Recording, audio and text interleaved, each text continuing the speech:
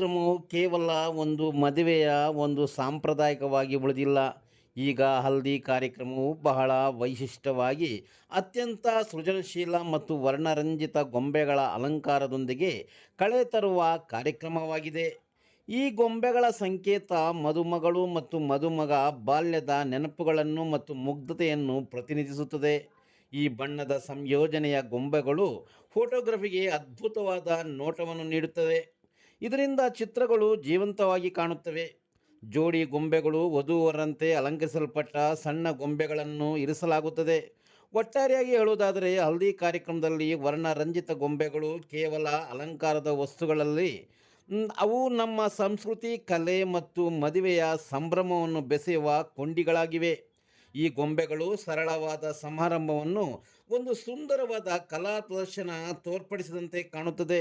ಇದು ಮದುವೆಯ ಗಂಭೀರತೆ ನಡುವೆ ಅತಿಥಿಗಳಿಗೆ, ಬಂಧು ಬಳಗದವರಿಗೆ ಮತ್ತು ಮನೆಯವರಿಗೆ ಮದ ನೀಡುತ್ತದೆ. ಹಿರಿಯರಿಗೆ ತಮ್ಮ ಹಳೆಯ ಕಾಲದ ಮದುವೆಗಳು ನೆನಪಾದರೆ, ಮಕ್ಕಳಿಗೆ ಈ ಗೊಂಬೆಗಳು ಆಕರ್ಷಣೀಯ ಕೇಂದ್ರ ಬಿಂದುವಾಗಿರುತ್ತವೆ.